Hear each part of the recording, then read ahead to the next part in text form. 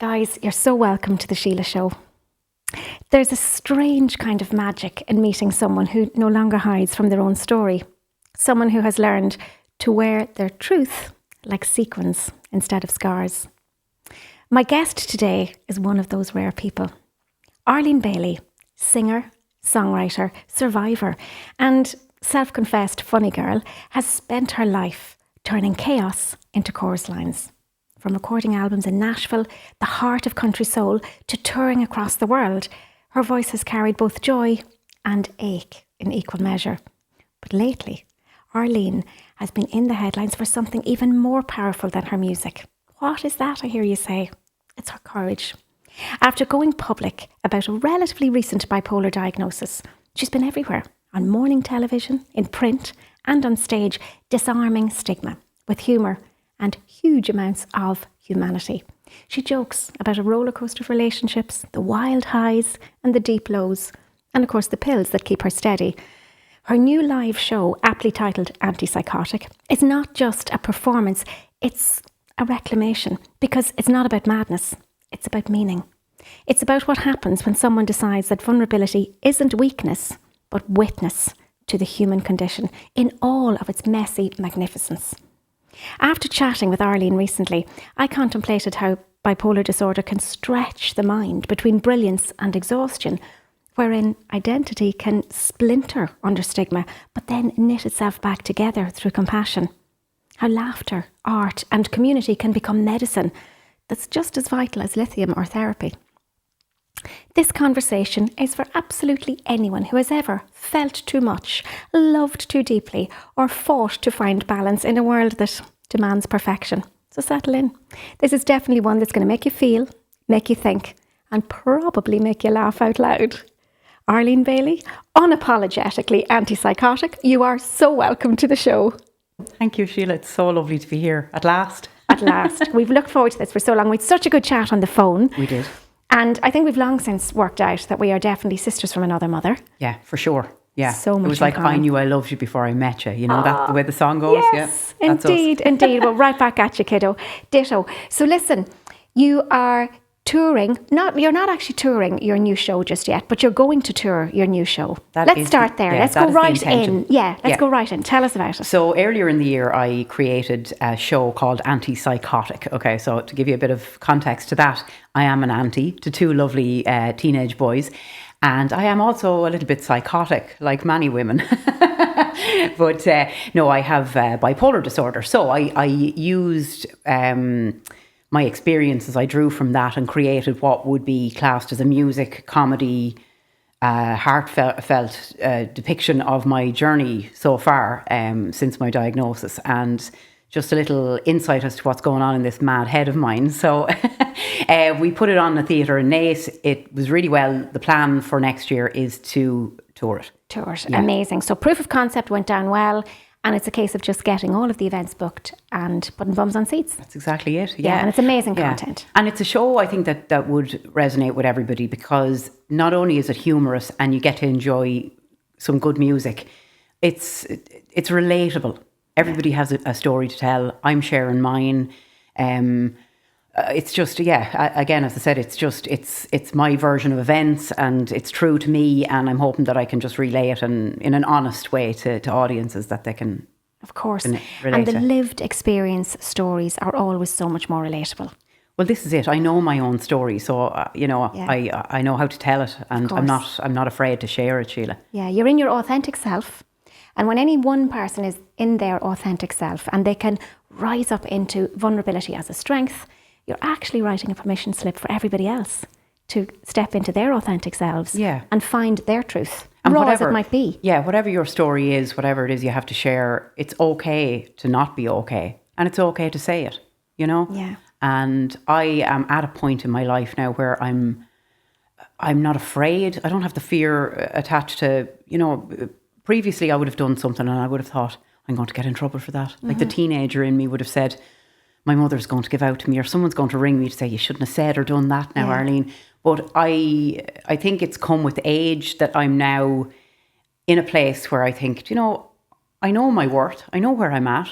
I've lived, okay, I'm not 90, I'm 47, I'll be 48 next week, but it's been a long 48 years, and there's been, you know, highs and lows and ups and downs, and I just, I want to share that with people. I'm free. I feel free and confident and content. I'm in a great place. Yeah, that is fantastic. And, you know, people would pay 7 fortunes for that alone. Well, I'm a work in progress still, Sheila. I mean, any day now I'll find complete balance. It's some days I'm like a headless chicken, but you know, I'm in the right direction. You are indeed. You know, but that balance, that homeostasis that your brain is looking for, everybody's brain is looking for that. So your story might be a little bit more sensational, if you like, and particularly because you love humour and you absolutely are the funny girl that we all need to have in our pocket.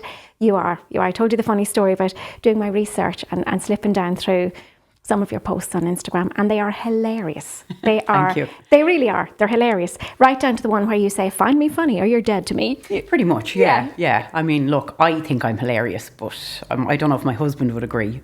I think he reckons I'm funny to look at more than anything else. But I think humour is a great way to see your way through life, and especially, I mean, I'm not saying to laugh at disasters, and you know, everybody has tragedy and whatnot, but if you can see the humorous side when you're coming out the other side of things. Like an example would be when my dad passed away suddenly, we found ourselves coffin shopping. Now, my mother loves to shop, but she stopped up. We were standing there surrounded by coffins trying to choose one for him. She said, "This is the worst day shopping I've ever had." Like, we love the shops, but we all cracked up at that because, like, what could you do? You'd have to laugh, you know? There you go. The ultimate reframe. Yeah. That was the ultimate reframe. Yeah. It's either that or completely crumble. So I know. And in that space, you could find the situation so personal, so pervasive, and fear that your sadness might be so permanent that you may not be able to move through. But when you laugh and find some togetherness in the sadness, you can actually see, you know, you're kind of healing your past a little bit to see your path, even in that moment. Yeah. I suppose when you're setting goals as well, so a goal of yours would be to tour this show and to continue building your career. You're an actor as well.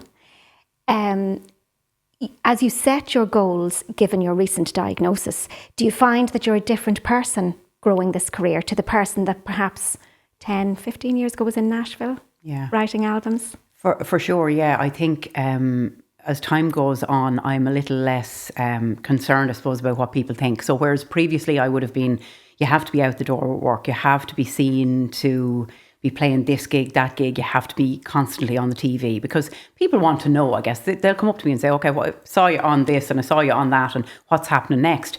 And I used to think I could be 3 days out from a good job and something that had been on TV, and I'm thinking, they're going to forget about me. What have I got next lined up? And the panic, the absolute panic that would set in because it needed to be go, go, go all the time. I mean, I left home when I just turned 17 and I gigged like straight for 14 years. I rarely came home. So I had that in me, and most musicians do, I think, Sheila, as well, where they, you know, you run with it. Well, the work is there, you take it.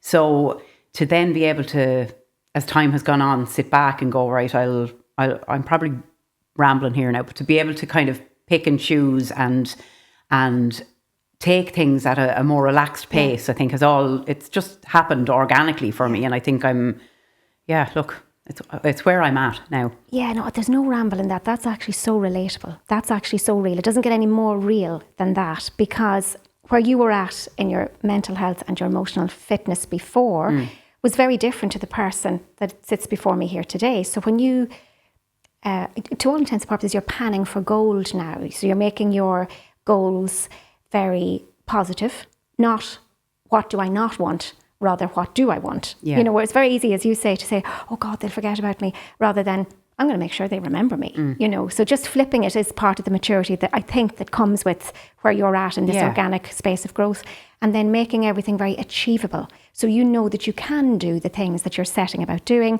and then making the goal setting needs based. So what of my emotional needs am I going to get met healthily as I do? So panning for gold is, I think, this organic space that you're in right now versus, was there an element of, I mean, the script writing for Antipsychotic has to have come from the morning of your life.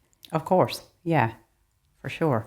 But No, I'm very grateful. I'm even grateful for, I'm not a person who believes in regrets. And I'm glad that I ran around for a period of time like a headless chicken. Do you know? Yeah. For every experience I've had, it's brought me to this point now. And I'm, for the first time in my life, really happy. Yeah. You know, I and can feel that. I don't know Yes. if many people can say that, and that's sad. I agree with you. Yeah. I know what it's like to be really low, Síle. I know what it's like to try and take my life. You know, I did an interview recently with a well-known Irish magazine, and I sat in my childhood bedroom. And for 5 minutes before this lady called to do the interview, I just sat and I thought, I remember sitting over there and trying to end it all. And look at where I'm at now. Yeah. I'm so sorry to hear that. You know, I don't have a monumental career. I don't have, it's not about the stuff. It's not about the car. It's not about the clothes. It's not about the stature. It's about here. Absolutely. And, you know, inner peace and all that. And just, you know. Yeah, it's invaluable. Yeah. Actually, it is. It's invaluable. And thank you for sharing. And I'm really sorry to know that you went through that. But I know that as you share it for the higher good. Because you know that as you cast your net wider, that there will always be people that will hear that. Yeah. And they're meant to hear it at a given time. So you work as an ambassador for Aware and have done for a number of years. Yeah, I've been a campaign ambassador for them on a few occasions. I had done a TV show called Second Chances with Virgin Media last year. And as part of the show, they introduced me to Aware. And I did a couple of programmes with them. I did a couple of interviews as well with one of the doctors there, and we built up a relationship, and from there it just kind of took off, and they've used me as a face for them, you know. But somewhere maybe in the last 5 years I started to speak very openly, Síle, about my mental health, and I suppose it was therapy for me for a long time. But in the last little while, it's become not about me and about somebody else or everybody else that relates to my story. I'm healed in that regard. Yeah. I mean, I will always have this condition. It's bipolar. I take medication. I've had therapy. I will have highs, I will have lows, but I understand how to manage them now. And I know that the low points will pass. So I now want to use my voice to help other people. Yeah. And do it in a positive way, in a comedic way, and sing my way, you know, to try and help others. And I think if one person tunes into this and says, okay, I have a problem that needs to be addressed, then I'm winning. Yeah, you know, absolutely. I've made some sort of difference. I commend you, absolutely, without a doubt. And you're already doing that. And, you know, in your pieces online and in planning the show for next year.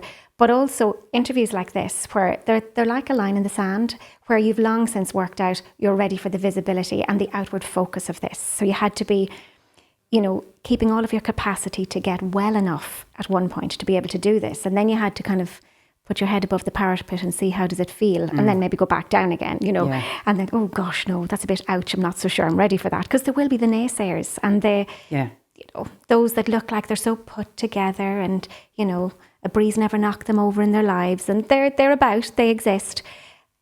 But it's always, everybody has to learn their lessons in life. We all have a curriculum in the super classroom of life.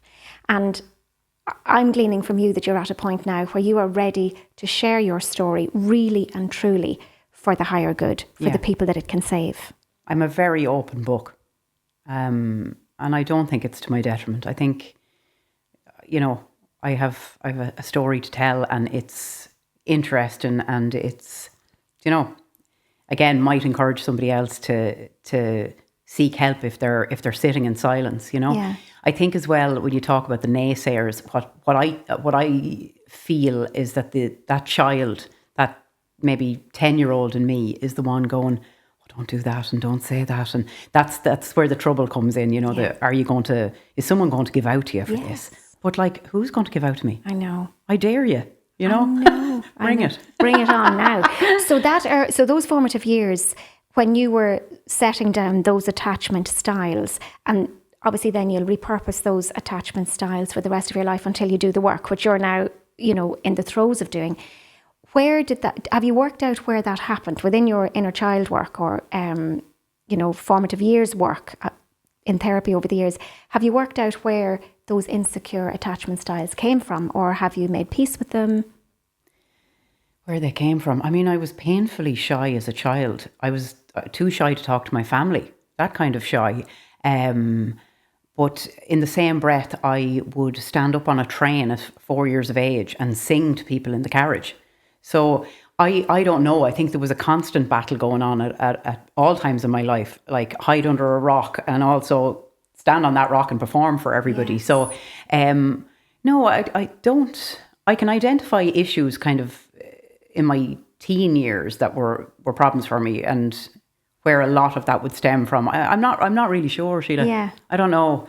I can see the big red flags that are things that happened along the way that would have contributed to the Mount Vesuvius that was my diagnosis. Do you know, the eruption? Yeah.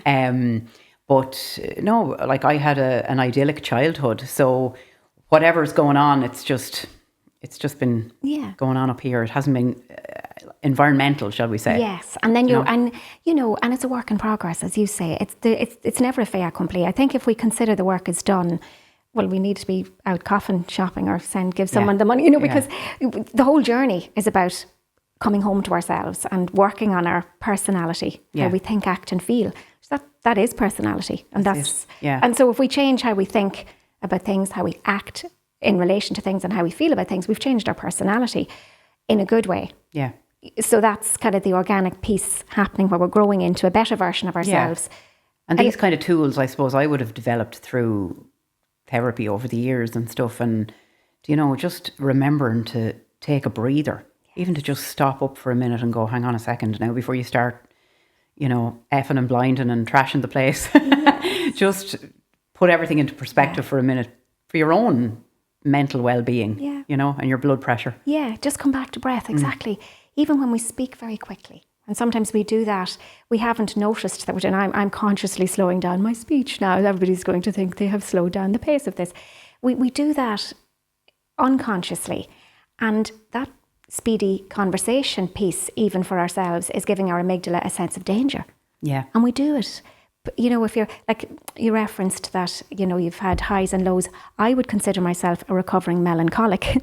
I would have been not a sad person, and I didn't live in sadness, but I had a melancholy all the time. That was it was a shadow, and it was different. I'd never told anybody. I always felt on the outside watching in, like the party was going on and I was watching through the window, and I made peace with that. But I remember learning a long time ago, a lot of other things happened, and I remember realising, don't get comfortable with the discomfort, Síle. Don't make that feel like home. Yeah. Because otherwise you'll be left there. So it was just a very gentle piece for me where things were changing on the inside. And I realised then, okay, I need the training now to understand. I need research is me search. And I went on, and I was already working as a teacher. I went on to become a psychotherapist, and it was great. And I've loved working in this space because all the while I'm recovering myself from whatever it was. Like you say, those early childhood years won't be a very obvious reason why you feel like you feel in that growth spurt in your teens. But you can spin out of control, and it can be the beginning of, a very difficult chunk of time in your life until you do the work. A word of heartfelt thanks. In just a few weeks since we launched the Síle Show, over 250,000 people have tuned in to listen to the show. This is the engagement that we aspired to from the get-go, and we are beyond grateful to be riding this amazing wave of support and interest in our content. To our guests, thank you so much for showing up, for putting your trust in us, and for sharing your truth so candidly. And to you, our cherished listeners, thank you for coming back, for sharing, and for letting this space matter. Now here's the ask. We need to turn that love into subscribers so that we can keep bringing you these life-changing stories. And to show our appreciation, we're giving something back. Prizes for Subscribers is an initiative to encourage and celebrate engagement and interaction with The Síle Show. Subscribe to our YouTube and or Spotify channels, follow The Síle Show on any or all platforms, and we will choose a weekly winner across all access points. Winners will receive a fabulous gift bag of stunning beauty goodies from our super sponsor, Elave. Obviously, the more involvement you have with all the channels and platforms, the greater your chance of being the lucky winner. All we ask when you receive the gift is to post a story or a reel, tag us, and tell the world why you love the show and how you're using the products. The Síle Show is proudly sponsored by Elave Skincare. Pure, powerful, Irish made. In the interim, you can use the code Síle10, that's SILE10, for 10% off all orders online. Follow, subscribe, and share the vibe. Absolutely, yeah. You know, so do you find now, this is an adult diagnosis that you have. Yeah. Do you find that it's helpful?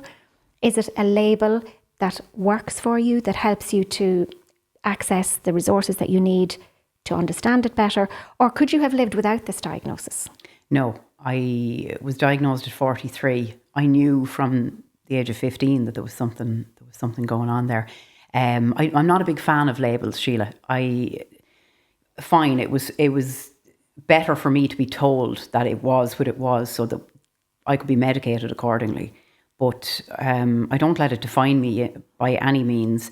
And once I had an understanding of what it was and what I was to take after trial and error with medication and whatnot, and I like to say I see the signs of a depressive episode coming, but I don't.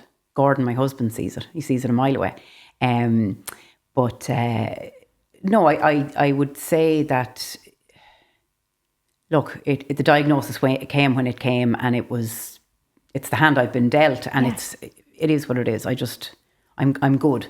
I was very upset when I was told, but you know, it's fine. You know, it's totally manageable, and stigma is becoming a thing of the past now when it comes to mental health. The only thing I'd say is that nobody's coming to save anybody in this life, whether it be with your mental health or with your career or whatever it is. So where, yes, you could get into a great debate as to what the state of the mental health resources are like in this country, you have to be proactive. You have to get up off your backside, and you have to look for the help, and you have to assume responsibility for what's going on with you. If there's something going on, unfortunately, you have to kick down doors to get well in a lot of cases. And that's what I had to do. Yeah. But I did it because I thought I can't continue if I knew when there was something not right that it needed to be explored. And definitely after the passing of my dad, it was about a year after he died that I thought, no, this is just, there's something weird going on. We got to get this in check. Yeah. So, yeah. How did it, if you feel okay to share, how was it different that year in a very obvious way after the passing of your dad, whom you loved and was such a huge part of forming who you were and continues to? What was it about that year, or trying to manage grief, that just was a final line in the sand for you that you had to cross? I suppose like anybody, you know, you go through all the firsts, the birthdays and the Christmas and the whatnot afterwards. And with grief, you know, you can be fine one day and then you can be in an absolute state the next. You know, it doesn't pick and choose where it hits you. But was it? I think it was the year mark where I kind of felt like I'm going mad. I'm being like, obviously I'm dealing with grief, but there's something else going on. And I just said, look, that's it, for the sake of your wellness and your family. Because I'd seen what they'd gone through. And I thought, like, what if something, I don't know, what if I ended up very low again? I couldn't do that to my family. Yes. Do you know? Yeah. I can feel that. Yeah, I know. Well, thank you for sharing that with us. And again, it will be so relatable to so many people, because when you become outward focused, there is something very navel gazing about these times in our lives that leave it very difficult for us to see the path ahead. And I suppose when we have those moments, probably what we need to do is become outward focused like you did, and concentrate on the people that we love, and see whether or not that can give us the reason to look for the help that we're otherwise putting ourselves in second place. Do you want to take a wee minute? No, I'm good. Are you sure? Yeah, I'm good. Are you sure? Yeah. And that's it. If not for me, for them. And also, I knew my father wouldn't have wanted me to be unwell. You know, he was always happy when we were all happy. So I thought, no, he'd be looking down at me now going, cop onto yourself there, Arlene, and get get the help you need. Yeah. So, yeah. It is, what you said though is so important. When we're stuck, that stuckness is like it's like quicksand, and to come out of it, I think being able to become outward focused like that, like looking at who are the other people to whom I matter. It's a start point. We have to belong to ourselves and we have to matter to ourselves, and self-love is actually where the healing really starts. But to get to that place, because there's a lot of self-loathing with feeling that you're not pulling out your A game. I think when you can look to the people that you love and realise, I don't want to hurt them, it can just be the start point. Yeah. But that's it, isn't it? Look inward. I mean, self-loathing is something that I think women in particular are a dab hand at. When you think about if you think of anybody that's passed, we're never looking down at somebody in a coffin at their wake going, well, she was a lovely woman, but do you remember the cellulite she had in her backside? Like, what is firstly, the obsession with weight and appearance and whatnot? I know we all want to look well, but are we remembering people like that? Well, sure, she had a bit of a belly on her there now. She was a great woman, but other than, I know, she had a punch there. She could have done. Nobody thinks like that. So why do we live our lives being unkind to ourselves? So that's what I'm learning to just like stop caring about that stuff, because Daddy taught me that life is so bloody short. Yeah. Now I'm at a point where I'm like, Janie Mac, we're not here for forever. So there's mountains I want to climb. Like, yeah, quite literally, there are mountains I want to climb. So, I know. Like, get on with it. Get on with your short life. Yeah, and your one wild and precious life, and see what you can do with it to make it better. Yeah. And be kind and kinder. And when you're done doing that, be kinder again to other people, because what you put out, you get back. Your vibrational offering comes back. I'm smiling to myself when you say the piece about looking in a coffin and appreciating people for what they were, rather than, we'll say, for example, an image that they might have had of themselves that wasn't great. Really, we should be saying our trilogy piece at birthday parties instead of waiting till funerals, shouldn't we? Yeah. Because we hold so much of the love we have for people in until that moment. And if you had a do-over, you say, God, I'd love to have told you that at the kitchen table. That's true. Or I'd love to have phoned you up. We had this distance between us, but I'd love to have phoned you up and said, I got that wrong.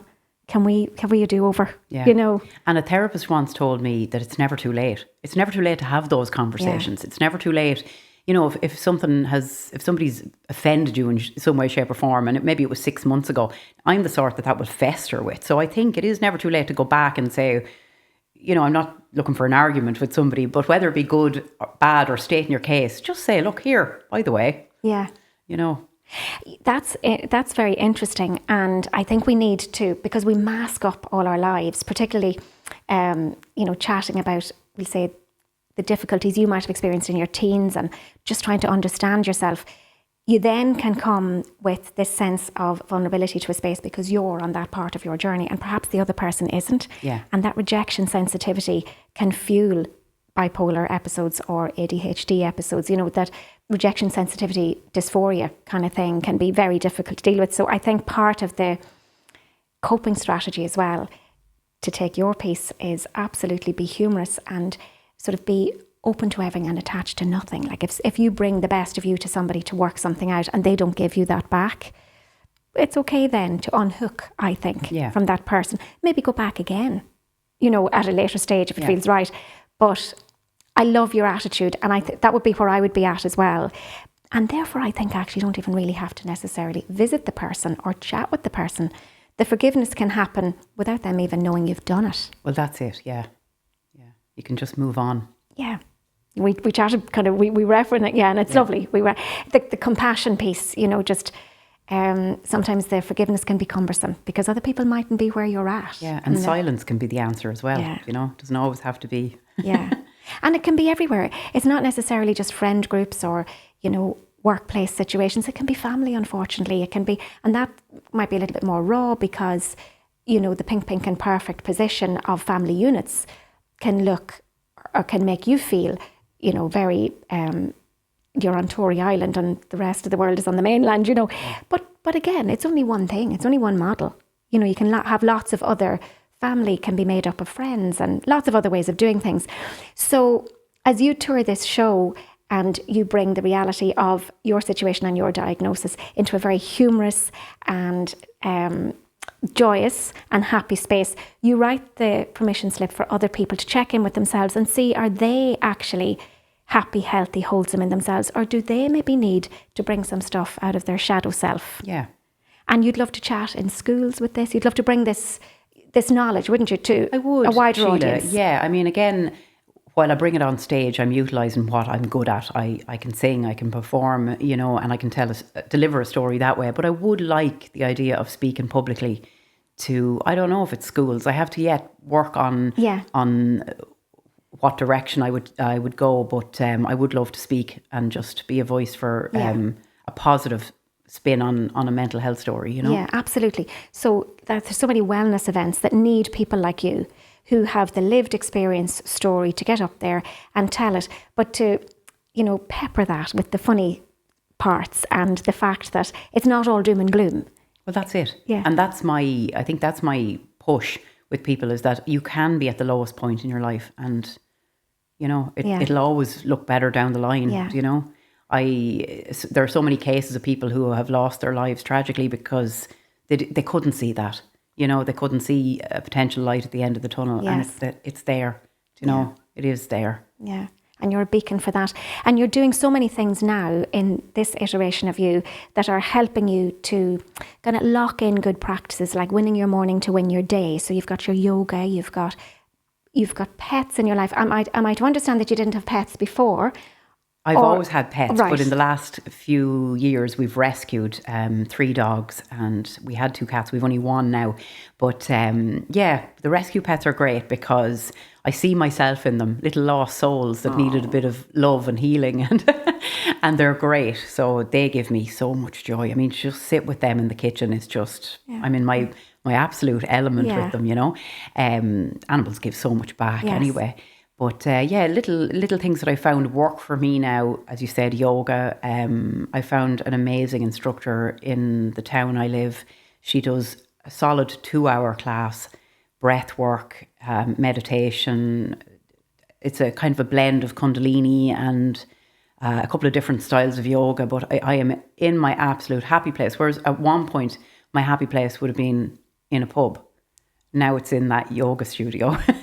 Amazing. So to just learn that in time, yes, it's okay to have a drink, all things in moderation and whatnot. But for me, I know what serves me better, and it's hiking in the mountains by myself, or it's a walk with the dogs, or it's my music, So do more of those things. I love that. Can we take a moment even for that as well? So, because to be able to say so naturally and with such ease that there was a time when sitting in a pub might give you the light relief you thought you needed.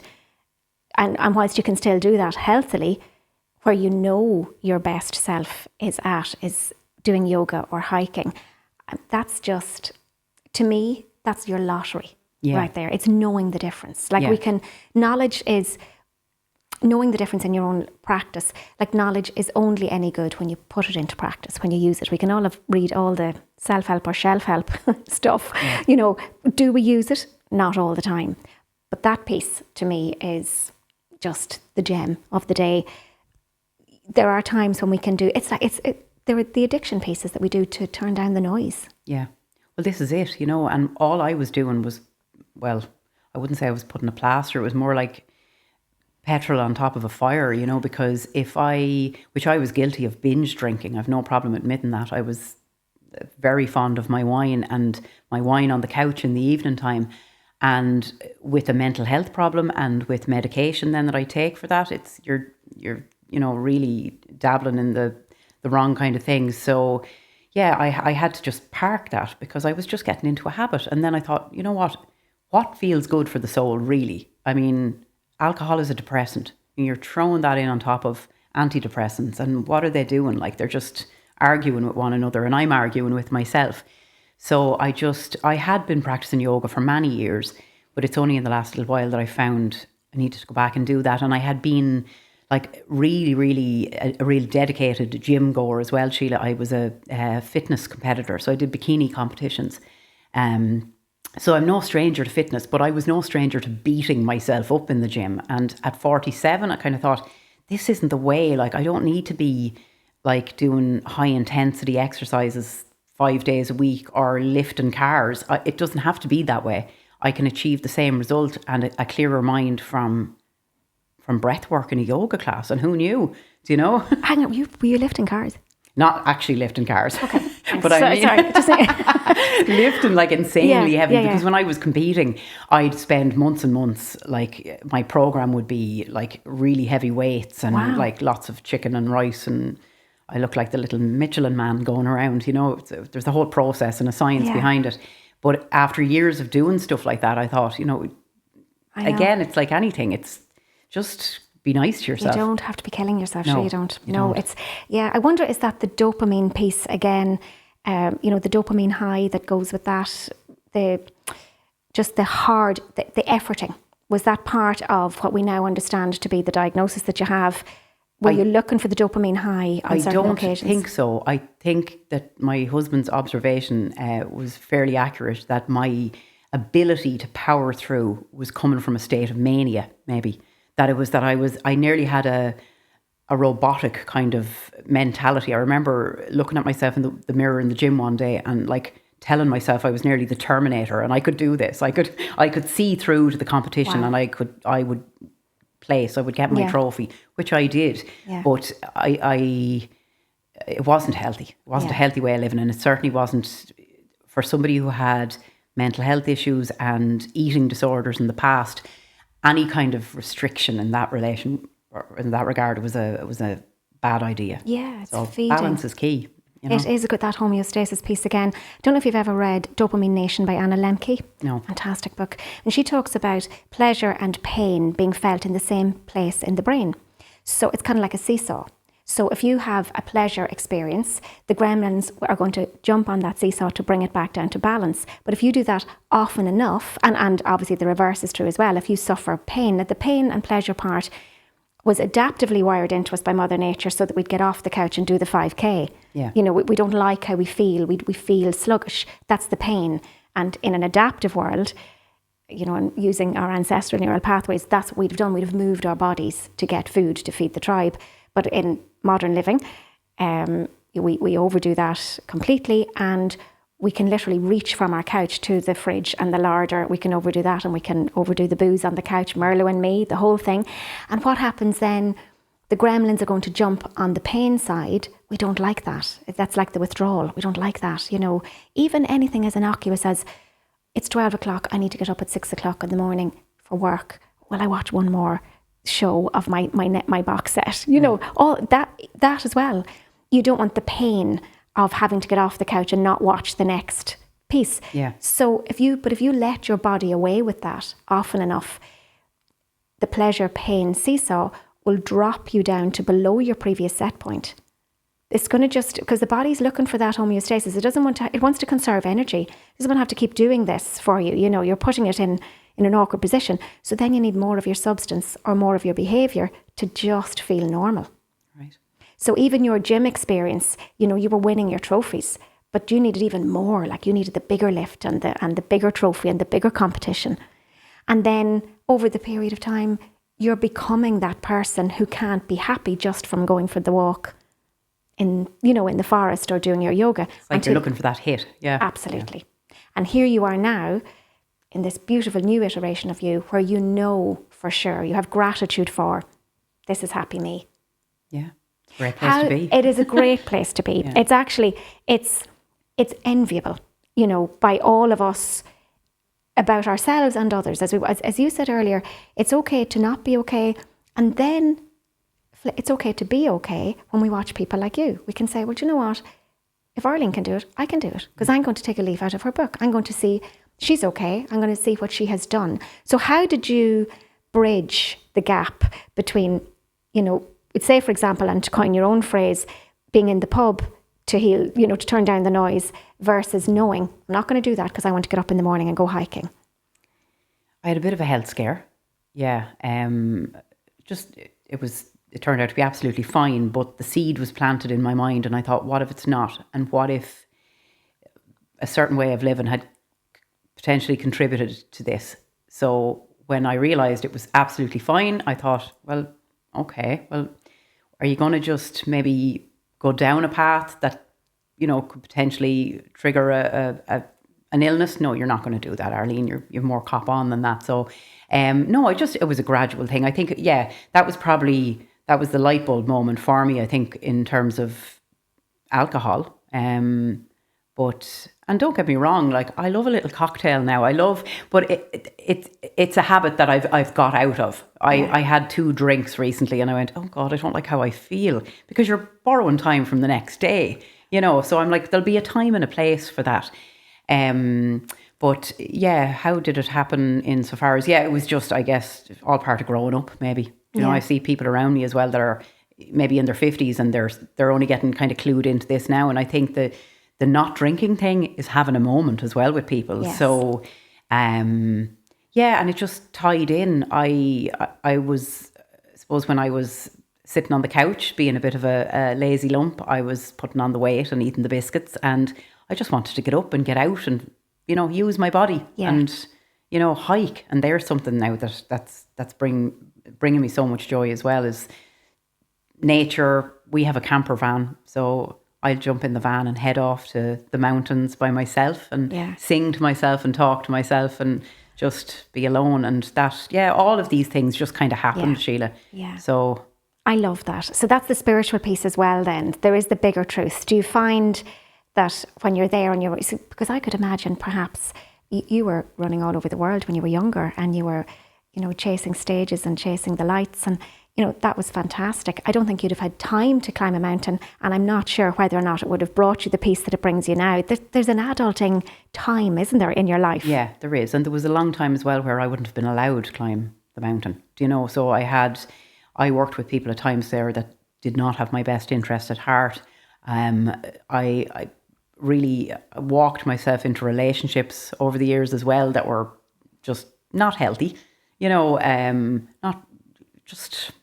not in any ways helpful. And, you know, I think I was a bit naive with people. I would see the good in people, and, you know, it was proven to me time and time again that I was at the time a bad choice what am I trying to say? I couldn't see, I had bad choice in characters, or whatever the phrases whatever that is. You might want to clip that bit out. Bad judge of character. Yes, that's the one. Yes. I know. It's, I need a few more coffees, I think, today. But, so, I think, it's just, it's allowing myself. It's that, like, the no fear, the nobody to answer to, you know. Yeah. And that's it's all part of maturing, I think, you know. I know, that emotional maturity piece. And, you know, some people are 90 and they haven't emotionally matured. They're still making the same mistakes they made when they were in their 20s. Yeah. So there's nothing linear or guaranteed about this awakening that you're in.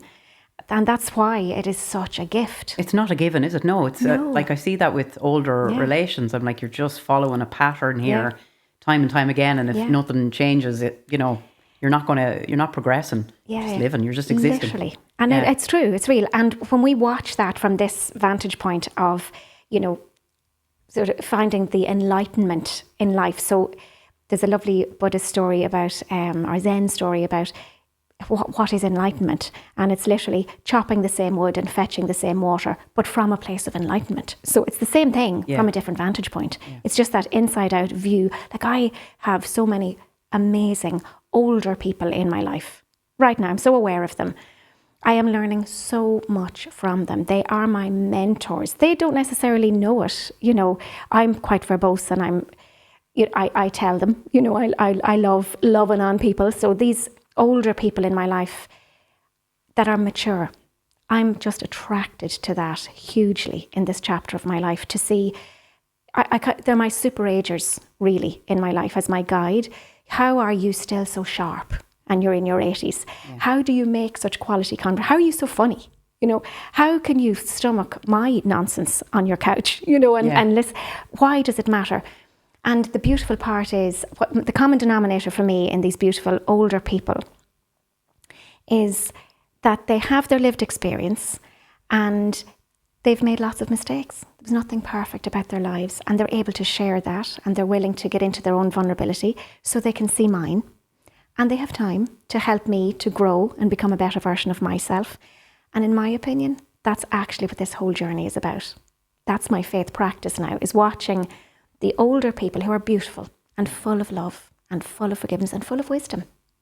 You know, learning from them how I want to do it differently. Yeah. And then you look at the people that are miserable and you think that must take an awful lot of effort. Yes. You just relax into, a happier state. I know, and they're there. Yeah. They're all over the place. Yeah, gosh, you're so right. And there's such a, there's like a culting. Well, there's a culting anyway, as in, tribes coming together. Whatever is your vibrational offering, you're getting a match for that. So those people that you reference, I mean, they have gangs around them, and they all believe the narrative, and they're totally, and like their narrative tap-ins and narrative takeovers, and everybody's carrying everybody else's wound for them and with them. And misery loves company. Absolutely. Yes, absolutely. Whereas the opposite is true. As you say, just get into nature, fall in love with yourself, fall in love with the really simple stuff. That's the gift. God is forever there in that space. Simple, cost-free, and the peace that goes with it. Yeah. You really, it's second best to nothing, I would have thought. So tell me, what is next for Arlene? What is next? Another show that I worked on was the one-woman songs and story of Janis Joplin. So myself and Gordon, my husband, pieced together quite literally a one-woman show, and we tell the story through visuals, old video footage of Janis, interviews. It's a really nice, tasteful, pieced together show.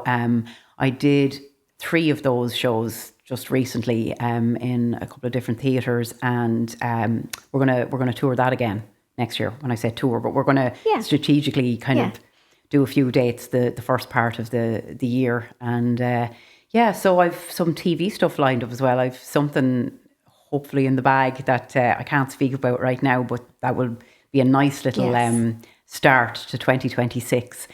That's it. We're gigging, myself and the band. I have a band called Bailey. We do gigs here and there. Myself and Gordon will do a 2-piece gig where required. If we're booked for a church or for a smaller venue or for a funeral, whatever it is, we're there to bash out the songs. I get great joy in that, and the variety as well, Síle, is great, because whereas no 2 weeks are, as you know yourself, no 2 weeks are really ever the same in this industry. So you could be doing, might have a small part on a TV show this week, and you could be playing in a theatre the next. It's varied, and I like it that way. It's fantastic. It's absolutely fabulous. People, again, an enviable piece. There are people who are round pin in round hole, and it's very safe and secure. So they're meeting that need for safety and security quite nicely. But they'd give their right arm for this, the variety. But you have to, there's a great business acumen as well. I was thinking that when you talked about, traveling the world when you were younger, and perhaps I think you were quite throwaway about yourself saying, like whatever, not everybody would do it, but there's still great business acumen in bagging the gigs, booking the gigs, following up, showing up. All of that, I think, was actually the root going down deep into the ground for who you are today. Not all throw baby out with bathwater stuff either, because if you're gigging and showing up as an actor, a singer, you're going to tour your own show, you're going to tour the Antipsychotic as well, there's an awful lot of planning and preparing required that wouldn't be a skill set that just anybody would have in their back pocket. Yeah. And I think as well, the important thing, it's been difficult as well to lose, but the ego associated with a lot of, with this industry, sometimes you're up and sometimes you're down, and you could be flying high and then you could be sitting on your couch watching the phone to ring, So I had to kind of learn that, yes, you might be doing shows in a theatre, and yes, you might be on this TV show, but next week you could find yourself in a small pub playing to pay the electricity bill. And that has to be done as well. And I did struggle with that. Like, should I be doing this? And I'm all for preservation and being a bit precious with the brand, shall we say, and, picking and choosing where I go. But I have mouths to feed and, bills to pay. Yes. So I do now realise that, yes, if I if you see me doing a little 2-piece gig in your local pub on a Sunday afternoon, it's because, you know, I have to pay for the petrol. Yes, you know? absolutely. It's realistic, you know. It can't all be Hollywood, Nashville, glitz and glamour. It can't. Life doesn't work like that. So park the ego at the door, do the work, and you know, and the highs will come again. Yeah, and you know, depending on how you look at it, they are the highs, really. Yeah. You know, because it is managing the liminal spaces that makes you healthy or unwell in this industry. But even in football, like the lads here manage a fabulous football platform as well. And I was often thinking about the liminal spaces for players on a football team. So I think is it 11 that play and maybe 16 are in the team. You're So and I don't know myself either. I can't believe I'm actually after wandering into this territory. I know none. Yeah, meet your sister. Oh, hello. I know less. But I just in terms of the managing liminal spaces, I'm aware of that, and I care a lot about people that don't find the bridge between, you know, time space and space time. They find that the cringe is hard. It's hard to go from here to there, you know, and to collapse the time between. But I'm thinking even in terms of fabulous football players, they have to learn how to manage the rejection all of the time as well, because they'll tog out and they may not get played, or they'll have to be with their team and care about their team, but maybe they're never chosen. You know, so all of us, no matter who we are, have to be able to do the other things, and more importantly, have to be able to manage the space in between, or we would be very unhealthy, and then we would miss the opportunity when it comes our way. That's exactly it. Yeah.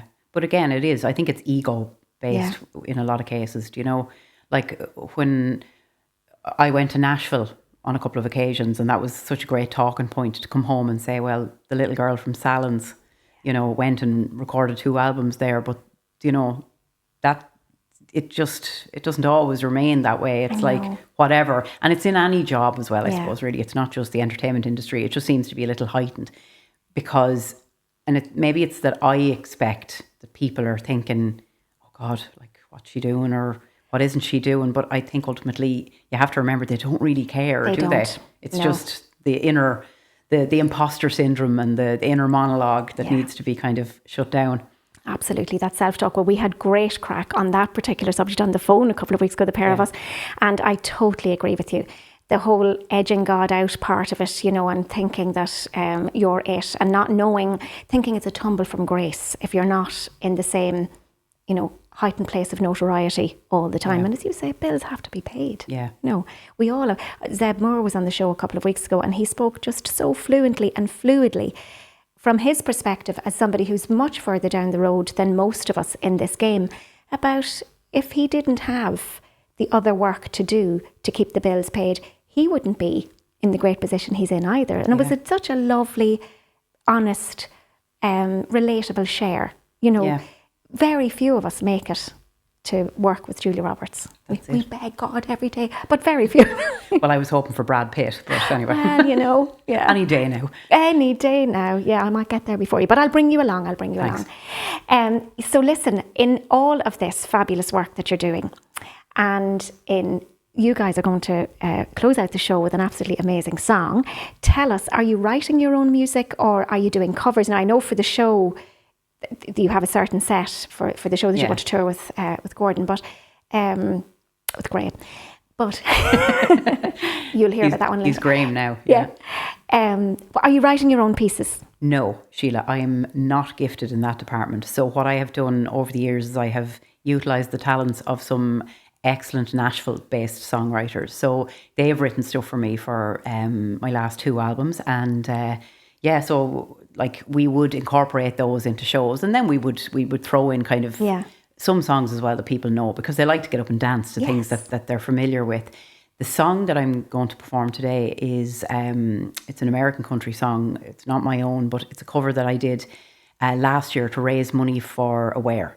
So the song is called Going Through Hell, and basically it is about, you know, it's that reminder that when you're at your lowest point that you might get out, basically, is the line, before the devil knows you're there. You know, just keep going. Yeah. So it's a powerful song, and we raised some money for Aware through that recording, and you know, it's nice. It's a nice song. It's positive. Yeah. Positive Good message. on you. You're amazing.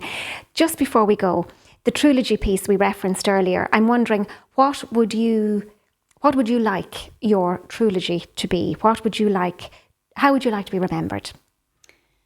As somebody who was kind and made everybody laugh. Yeah. That's it. You know, my dad had a motto, it's nice to be nice. That's what he used to say to us. And he didn't care who he was speaking to, how high up they were in business or low, whatever stature they were. My father treated everybody the same. Yeah. He believed that the CEO of a company was as approachable as the man begging on the street. Yeah. You know, that there was no differentiation. And he said, you treat everybody with kindness. And I think when he passed away, I wanted to take that legacy and say, look, if I can be even a patch on him, if I can just be nice to people. And maybe they'll do what they did to me then when the time comes and say she was a good person. Because they all tell the same story about my dad. He was kind, he was helpful, he was good crack. Yeah. So wouldn't that be lovely?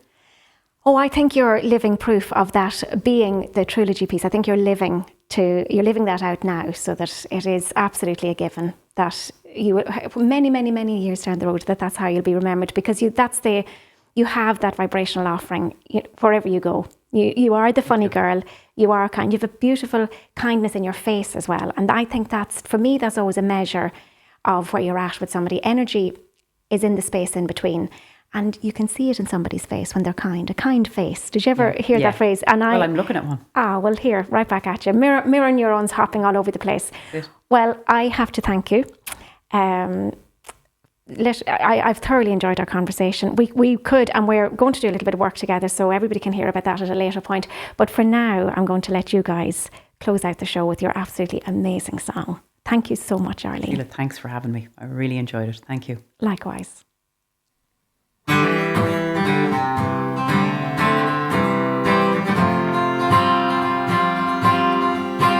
Well, you know those times when you feel like there's a sign there on your back.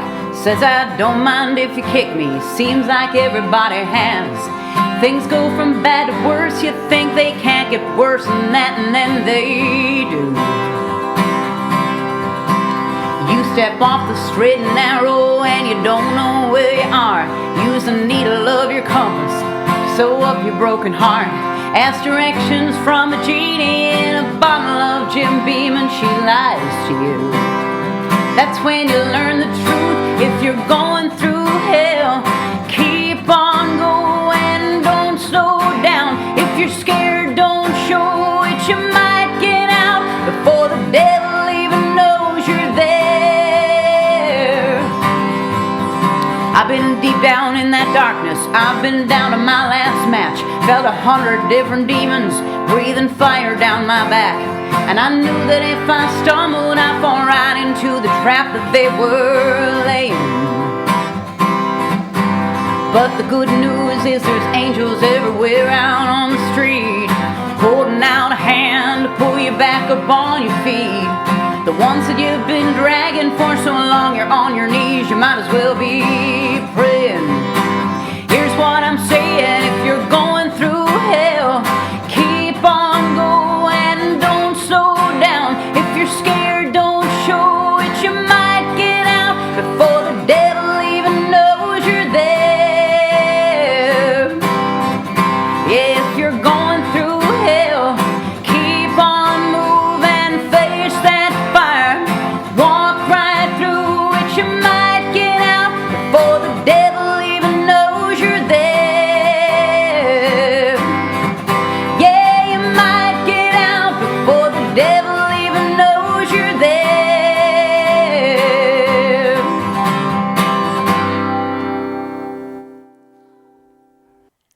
And there you have it. A life that began with a 4-year-old girl singing in smoky bars, learning early how to hold an audience and maybe in a way how to hold a room, because maybe she didn't feel held herself, something that she would spend a lifetime trying to reconcile. From that child with a microphone to the woman who recorded in Nashville, who chased stages across continents, who loved hard, lost deeply, and is now practicing the art of coming home to herself.